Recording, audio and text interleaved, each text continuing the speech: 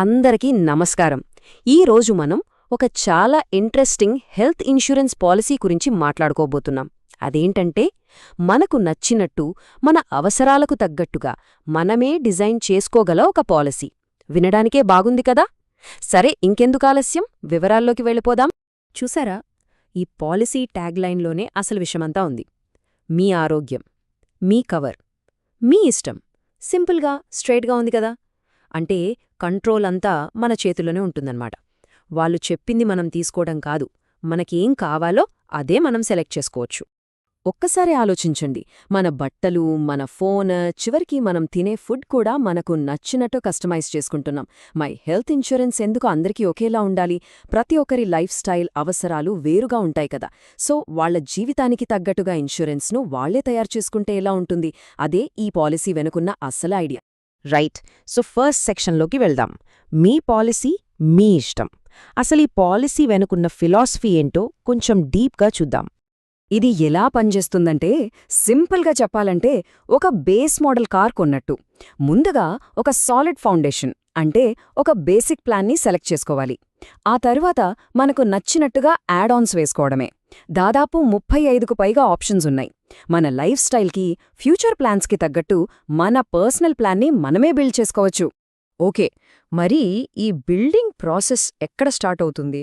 ఆ పునాది ఏంటి? అదేంటో ఇప్పుడు చూద్దాం. సో బేసిక్గా 2 బిల్డింగ్ బ్లాక్స్ ఉంటాయన్నమాట.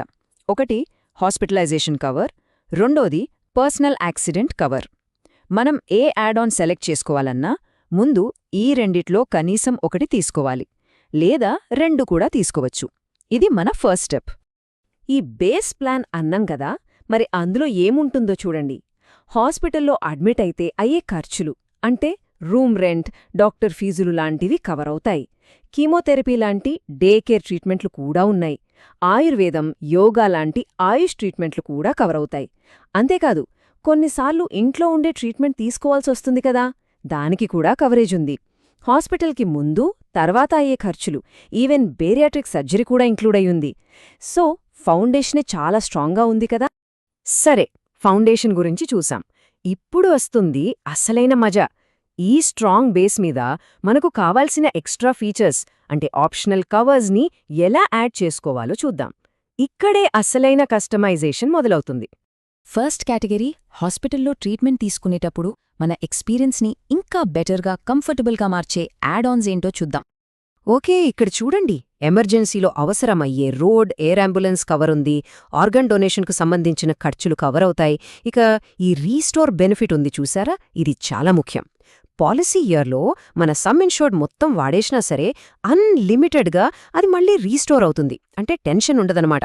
ఇంకా ఎక్కువ రోజులు హాస్పిటల్లో ఉండాల్సొస్తే రికవరీ కోసం కొంత డబ్బు ఇచ్చే కన్వలసెన్స్ బెనిఫిట్, మనతో పాటు ఉండేవాళ్ల కోసం కంపానియన్ కవర్, ఇలా చాలా ఉన్నాయి. నెక్స్ట్ కేటగిరీ, ఎవరైతే చాలా యాక్టివ్గా ఉంటారో, స్పోర్ట్స్ ఆడతారో, కొంచెం అడ్వెంచరస్గా ఉంటారో వాళ్ల కోసం కొన్ని స్పెషల్ కవర్స్ ఉన్నాయి. అవేంతో చూద్దాం. ఈ కవర్స్ నిజంగా చాలా స్పెషల్. ఎందుకంటే చాలా హెల్త్ పాలసీలు వీటిని కవర్ చెయ్యవు. ఫర్ ఎగ్జాంపుల్, ట్రెక్కింగ్, రాఫ్టింగ్ లాంటి అడ్వెంచర్ స్పోర్ట్స్ చేసేటప్పుడయ్యే గాయాలకు కవరేజ్ ఉంది. జిమ్లో వర్కౌట్ చేస్తూ దెబ్బ తగిలినా కవర్ అవుతుంది. యాక్సిడెంట్ వల్ల రీకన్స్ట్రక్టివ్ సర్జరీ అవసరమైతే దానికి కవరేజ్ ఉంది. అలాగే ప్రొస్థెటిక్స్ కవర్ కూడా. సో యాక్టివ్ లైఫ్ స్టైల్ ఉన్నవాళ్లకు ఇది నిజంగా ఒక గేమ్ చేంజర్. ఓకే, ఇప్పుడు ఇంకో ముఖ్యమైన కేటగిరీ, ఫ్యామిలీని స్టార్ట్ చేయాలనుకునే వాళ్లకోసం, లేదా ఆల్రెడీ పిల్లలున్న వాళ్లకోసం కొన్ని అద్భుతమైన యాడ్ ఆన్స్ ఉన్నాయి. అవేంటో చూద్దాం. ఫ్యామిలీ ప్లానింగ్ చేసేవాళ్లకి ఇవి చాలా హెల్ప్ అవుతుంది. చూడండి, మెటర్నిటీ ఖర్చులు, పుట్టిన బేబీకి 90 రోజుల వరకు అయ్యే ఖర్చులు, అలాగే 12 ఏళ్ల వరకు పిల్లల వ్యాక్సినేషన్, ఇవన్నీ ఒకే బండిల్గా వస్తాయి. అంతేకాదు, ఐవీఎఫ్ లాంటి ట్రీట్మెంట్లకు కూడా కవరేజ్ ఉంది. ఇక ప్లాన్ అహెడ్ అనే ఫీచర్ చాలా బాగుంది. పెళ్లైన తర్వాత స్పౌస్ని యాడ్ చేయడానికి గానీ, కొత్తగా పుట్టిన బేబీని యాడ్ చేయడానికి గానీ ఎలాంటి వెయిటింగ్ పీరియడ్స్ ఉండవు. ఇది నిజంగా గ్రేట్ ఫీచర్. సరే, ఇప్పటివరకు చూసినవన్నీ హాస్పిటల్ బిల్స్కి సంబంధించినవి. ఇప్పుడు మనం చూడబోయేవి కొంచెం డిఫరెంట్. అనుకోని సంఘటనలు జరిగినప్పుడు మన చేతికి నేరుగా డబ్బులిచ్చే కవర్స్ ఇవి. ఒక రకంగా చెప్పాలంటే ఇవి ఫైనాన్షియల్ సేఫ్టీ నెట్స్ అన్నమాట. సో ఇవి ఎలా పనిచేస్తాయంటే చాలా సింపుల్. పాలసీలో చెప్పిన ఏదైనా ఒక సీరియస్ జబ్బు డయాగ్నోజ్ అయినా, లేదా ఒక పెద్ద యాక్సిడెంట్ జరిగినా హాస్పిటల్ బిల్లు ఎంత అయిందనే దాంతో సంబంధం లేకుండా ముందుగా అనుకున్నంత అమౌంట్ ఒక లంసం డైరెక్ట్గా ఇచ్చేస్తారు. ఈ డబ్బుని ట్రీట్మెంట్కే కాదు, మనకి నచ్చినట్టు వాడుకోవచ్చు. ఈ కేటగిరీలో ఏమేమున్నాయంటే క్యాన్సర్, హార్ట్అటాక్ లాంటి సీరియస్ జబ్బుల కోసం క్రిటికల్ ఇల్నెస్ కవర్, యాక్సిడెంట్లో చనిపోతే ఇచ్చే యాక్సిడెంటల్ డెత్ బెనిఫిట్ లేదా పర్మనెంట్ డిజేబిలిటీ వస్తే ఇచ్చే కవర్స్ కూడా ఉన్నాయి. ఇంకా పాలసీ తీసుకున్న వాళ్ళకి ఏదైనా అనుకొన్నది జరిగితే వాళ్ల పిల్లల చదువుకి డబ్బులిచ్చే చైల్డ్ ఎడ్యుకేషన్ బెనిఫిట్, తీసుకున్న లోన్ని కవర్ చేసే లోన్ ప్రొటెక్టర్ బెనిఫిట్, ఇలా చాలా ఆప్షన్స్ ఉన్నాయి. ఓకే, ఇన్ని ఆప్షన్స్, ఇన్ని ఫీచర్స్ వినడానికి అన్నీ బాగున్నాయి. కానీ అందరికీ వచ్చే డౌట్ ఒక్కటే, మరి ప్రీమియం సంగతి ఏంటి? దాన్ని ఎలా కంట్రోల్లో పెట్టుకోవాలి?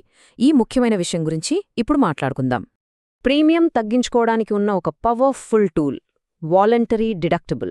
సింపుల్గా చెప్పాలంటే ఏదైనా క్లెయిమ్ వచ్చినప్పుడు అందులో కొంత ఫిక్స్డ్ అమౌంట్ని మనం మన జేబులోంచి పెట్టుకుంటామని ముందుగానే ఒప్పుకోవడం. మనం ఎంత ఎక్కువ భరించడానికి ఒప్పుకుంటే మన ప్రీమియం అంత తగ్గుతుంది. ఇదొక కాస్ట్ షేరింగ్ మెకానిజం అన్నమాట. అయితే ఈ డిడక్టబుల్స్లో కూడా 2 రకాలున్నాయి. మొదటిది యాన్యువల్ అగ్రిగేట్, అంటే పాలసీ సంవత్సరంలో ఒకసారి ఆ డిడక్టబుల్ అమౌంట్ కడితే చాలు, ఆ తర్వాత ఎన్ని క్లెయిమ్స్ వచ్చినా మళ్ళీ కట్టాల్సిన పనిలేదు. రెండోది పర్ క్లెయిమ్ డిడక్టబుల్, అంటే మనం క్లెయిమ్ చేసిన ప్రతిసారీ ఆ డిడక్టబుల్ అమౌంట్ కట్టాలి. సో మన అవసరాన్ని బట్టి ఈ రెండింట్లో ఒకటెంచుకోవచ్చు. డిడక్టబుల్ ఒక్కటే కాదు, ప్రీమియం తగ్గించుకోవడానికి ఇంకా కొన్ని మార్గాలున్నాయి. For example, voluntary co-payment option తీసుకోవచ్చు.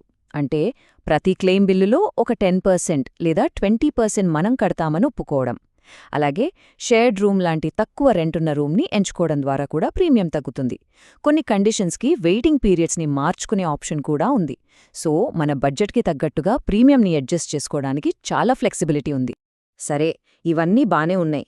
మరి పాలసీకి సంబంధించిన కొన్ని బేసిక్ రూల్స్, నంబర్సు, అంటే ఆ ఫైన్ ప్రింట్ సంగతేంటో క్విక్గా చూసేద్దాం. ఇక్కడ కొన్ని కీ నంబర్స్ ఉన్నాయి చూడండి. పెద్దలకు ఎంట్రీ ఏజ్ 18 సంవత్సరాలు, పిల్లలకు 91 రోజులు. ఇక్కడొక ఇంట్రెస్టింగ్ పాయింట్ ఏంటంటే హాస్పిటలైజేషన్ కవర్కి మ్యాక్సిమం ఎంట్రీ ఏజ్ లిమిట్ లేదు. ఇది చాలా పెద్ద అడ్వాంటేజ్. ఇక పాలసీ టర్మ్ 1 నుంచి 5 సంవత్సరాల వరకు ఎంచుకోవచ్చు.